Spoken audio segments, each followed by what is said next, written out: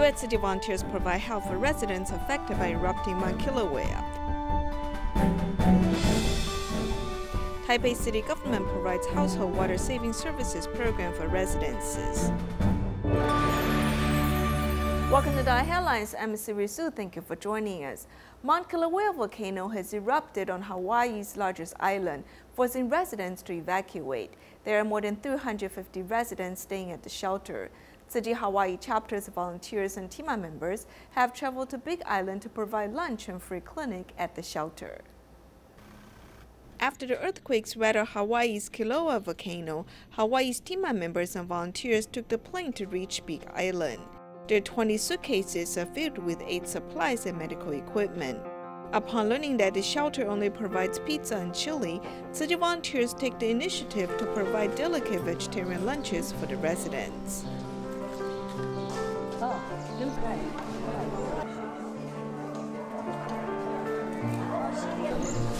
Everyone who I talked to asked how they enjoyed the food today. The response was extremely favorable. We're so excited to welcome the Tzu Chi group who offered to provide lunch for the shelter residents, to have partner organizations that come in and bring resources, bring a different perspective, a different face for people to see.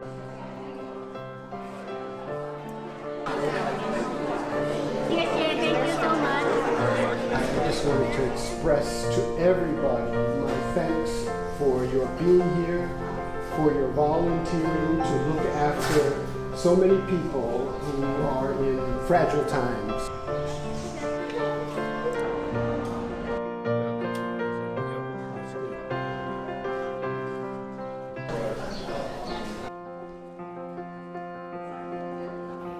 An injured paratrooper whose parachute failed to open during a routine jump has improved his medical conditions. His chest tube has been removed and he has had a tracheotomy procedure. Now he is able to move his mouth to interact with his family and the medical professionals. Last month, the paratrooper Qin Liangfeng fell to the ground during the military drill. His father posted on Facebook about his worries recently.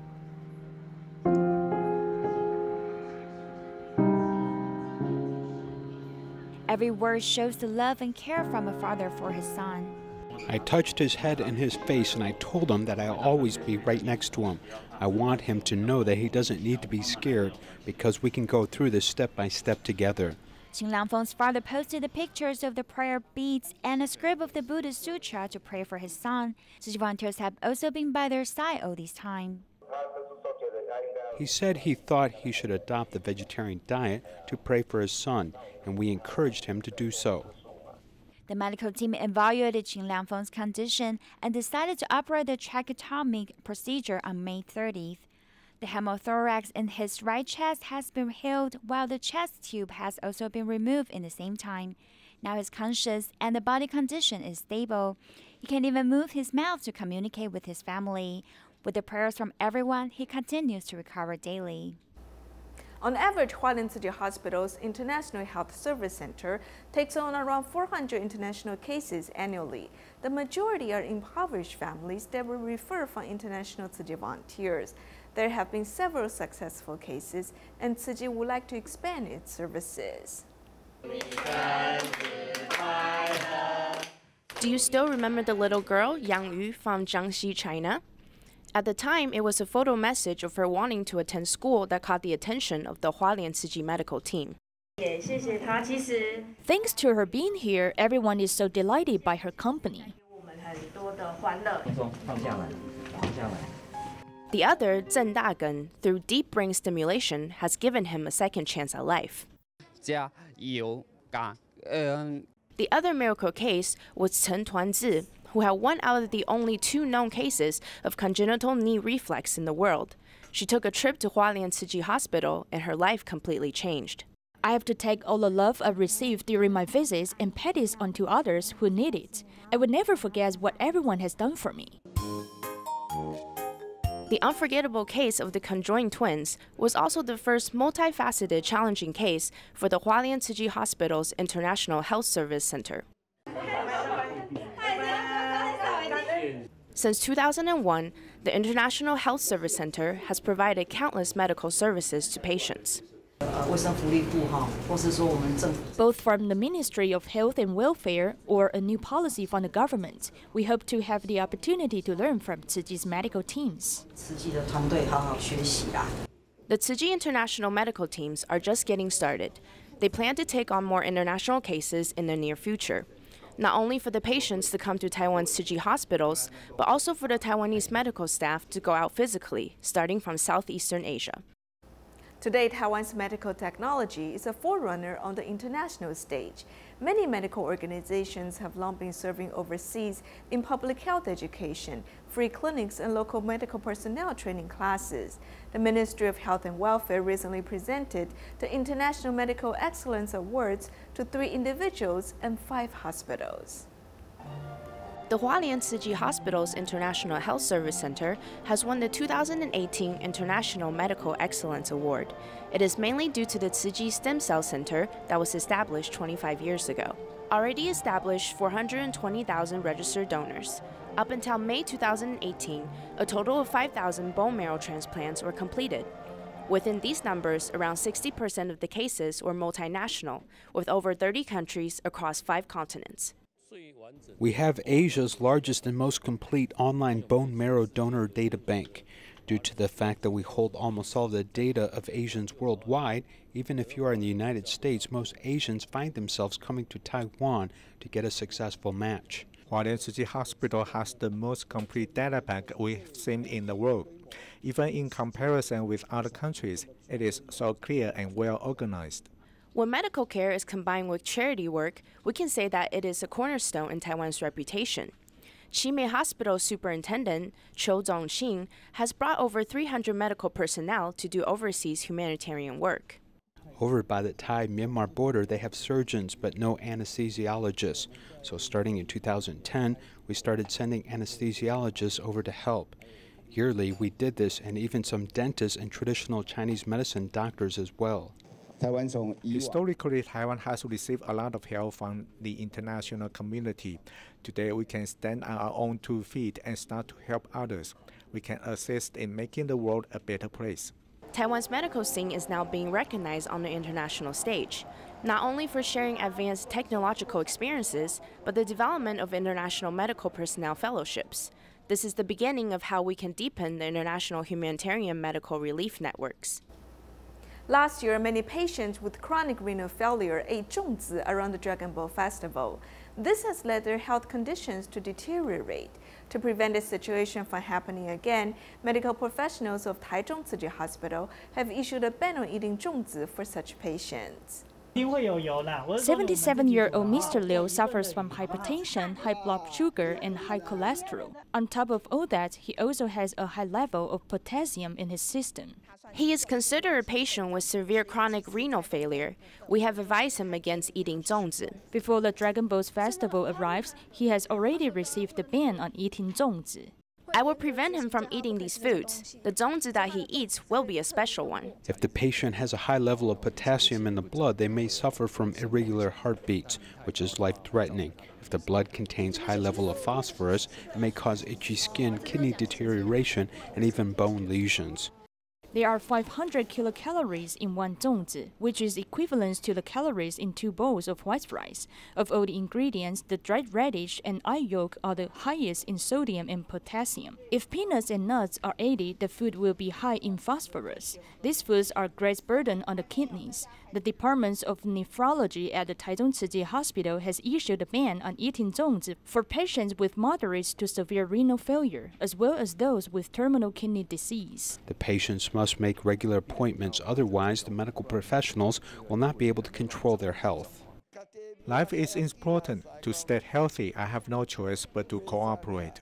Before and after the Dragon Boat Festival, many people eat zhongzi as a meal. However, one must remember that the calorie of a zhongzi is higher than normal white rice. While enjoying savoring the taste, everything needs to be in moderation.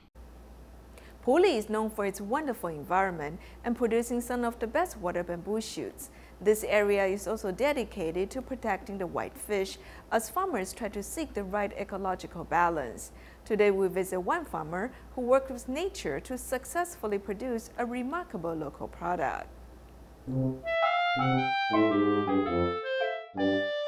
Yuan Zai eats this healthy and tasty water bamboo shoots from a specially protected green farm in Puli.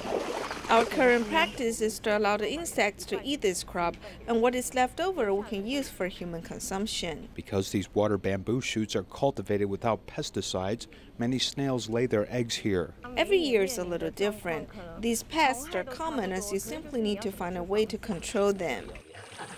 The ecological pool comes into contact with this water bamboo shoot field, bringing the Moltrex minnow, which is a protected freshwater fish in Taiwan. Because of massive predation and environmental factors, their numbers have drastically reduced. In 2009, the COA announced that it was a Class II rare and valuable species. Later, it was officially rehabilitated through cooperation between farmers, researchers, and officials. This is an indicator of the overall quality of this environment. When the fish come back, the environment can be considered to be very clean here. Lin Yuchen's father farmed in this area for decades. Old farmers used pesticides, but when his daughter insisted on organic farming, this father and daughter pair had some obvious battles. She often confronted me about this. I couldn't be engaged in agriculture if I followed my father's previous approach to farming.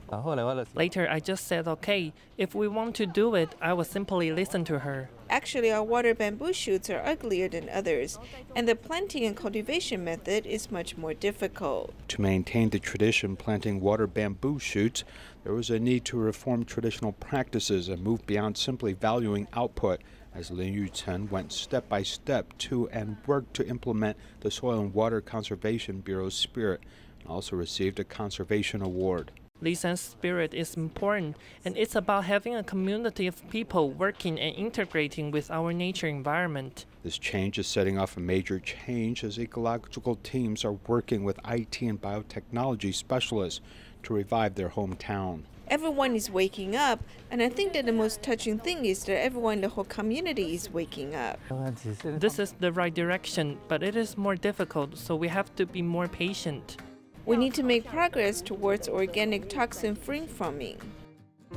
The symbiosis of native fish and water bamboo shoots guarantees the right ecological balance is being achieved.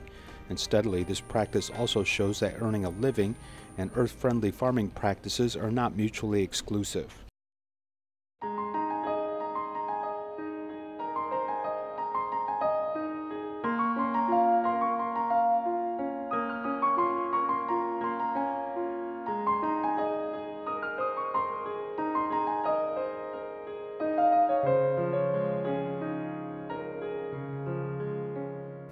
The Taipei City Government and the Taipei Water Department had created a household water saving services program for all residences about a year ago. The program proves to be a success. No rain for days. The water shortage is a real problem. The Zhenwen Reservoir in the south has only 2.9% of water left. When we go north a bit to the Simen Reservoir, it only has 32.6% filled. Everyone can reduce their everyday water usage. Taipei City is motivating all citizens by giving free home water moderation services. If you have 5 toilets in the home and one is leaking, making your water bill much higher than normal, the toilets need to be checked. The household water saving services can provide checking toilet leakage, install water saving devices, adjust the water output amount, and even check the water quality. These are all ways to save. Many kitchens have water-saving nozzles installed, but many times there is also a filter attached. When the filter and the water-saving nozzles are not compatible with one another, a leakage can occur. Starting July 2017, a total of 11,329 households have been served. The annual water saving bill is up to 552 new Taiwan dollars, while the water save equates to 613,000 tons. All residents can apply through either online application or call the hotline. It takes all of us to monitor our water usage so nothing goes to waste. In our next report, we'll meet a water-saving expert who is also a Tzu Chi volunteer. 73-year-old Lin Wushen cherishes water as she has collected different buckets to store rainwater with. Water issues are now attracting attention. In addition to using buckets to collect water, these roof coverings that are above my head can also be put to good use.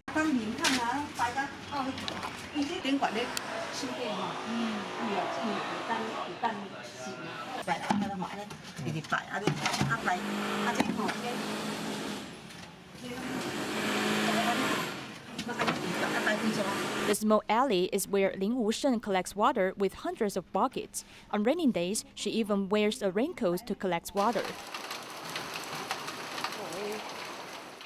People say that water is gold and also money. As long as the water can be collected, I will try my best to collect it. Besides 50 buckets of water that have been used, there are at present about 100 buckets. All of the water has been collected by Ms. Lin Wu in early May. If each bucket has a capacity of 20 liters, then she has saved 3,000 liters of water within 3 days. The water looks dirty, but after it settles, the upper part of water can be used to do the laundry and flush toilets. The lower part can be used to water vegetables and flowers. After a bucket of rainwater settles, the clean upper layer can be used to do the laundry, flush toilets, and water vegetables. Finally, the residual water can be used to water plants. As to the rest of water that is stored outside, Ms. Lin Wu cherishes it as she ensures it's properly covered or adds enzymes to it to prevent mosquitoes from breeding. Implementing a recycling program is now the goal of Taiwan's Environmental Protection Administration.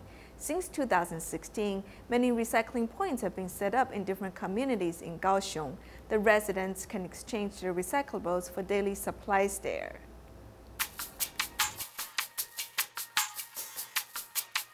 Setting up tents and moving equipment, the residents bring different sizes of bags together here.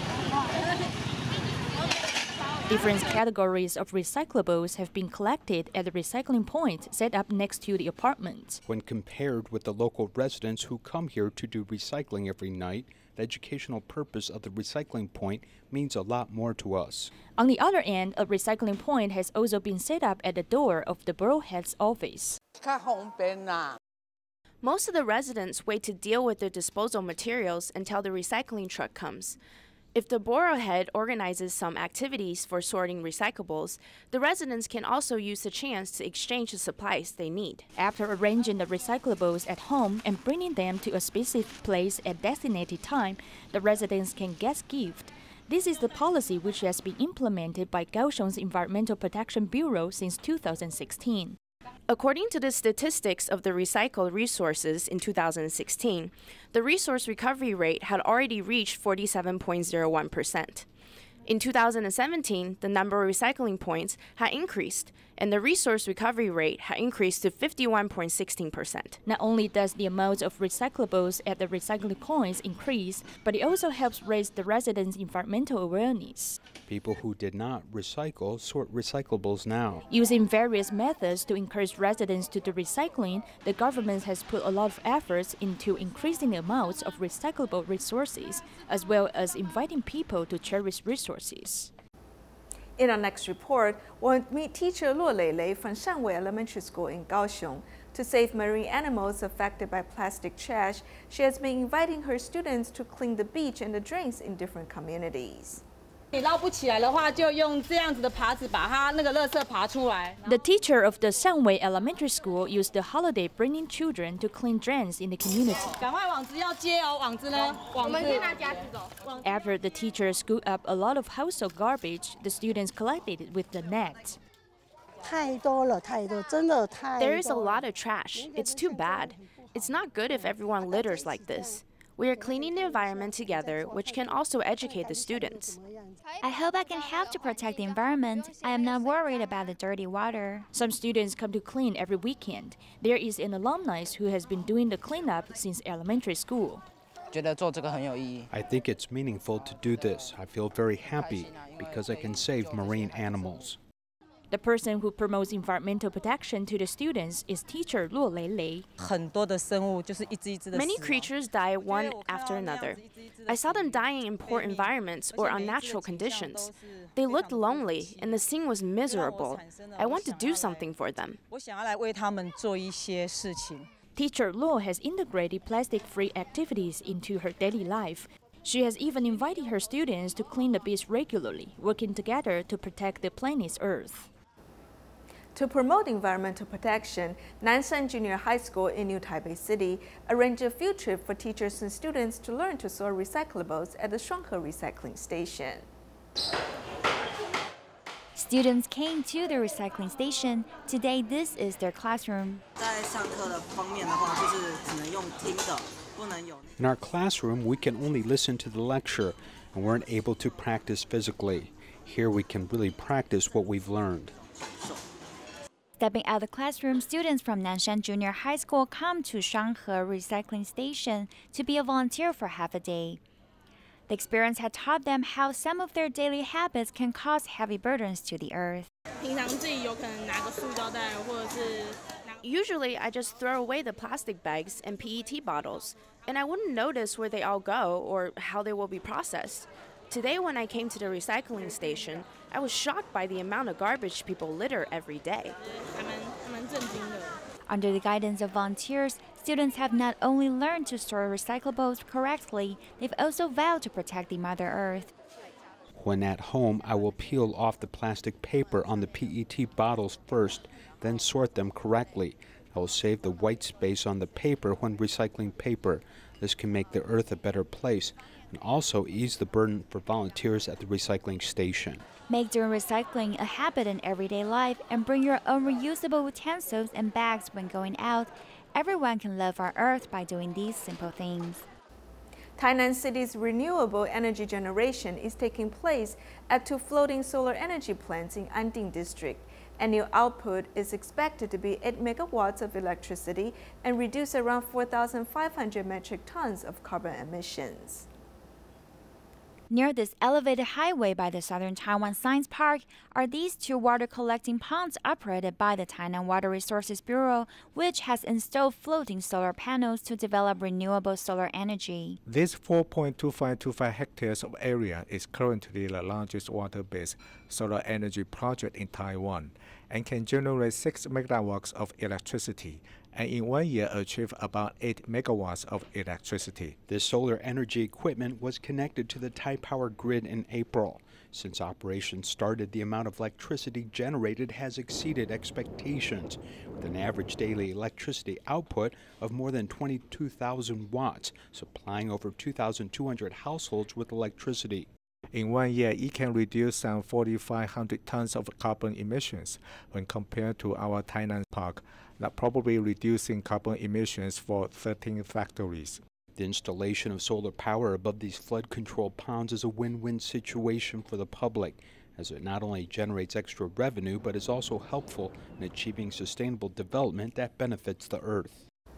A charity organization in Malaysia has visited Tzu Chi recycling station to learn about how volunteers recycle resources.